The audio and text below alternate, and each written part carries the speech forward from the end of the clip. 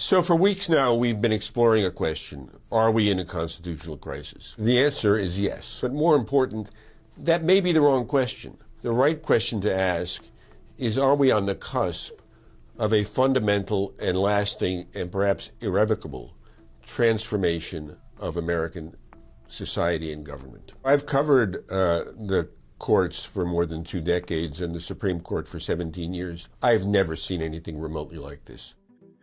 The sheer volume of executive orders signed by President Trump and the more than 100 challenges to them in the courts seem to be overwhelming the system. Presidential administrations through history, when a trial judge tells them to do something, they have typically done it, and when they disagree, they appeal. Here we have an administration that has 2 impulses.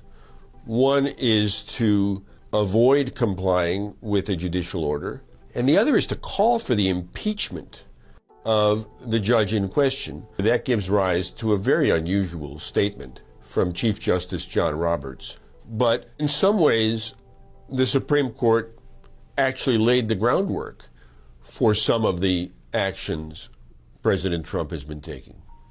In July, the Supreme Court gave President Trump substantial immunity from charges that he had tried to overturn the 2020 election. That's important, but it's nowhere near as important as some statements in the decision that laid out a vision of the presidency in which the president has unchecked power in many realms of his job. And that ruling certainly seems to have emboldened President Trump in his second term. He is asserting a kind of power over American society that we've not seen before in our history.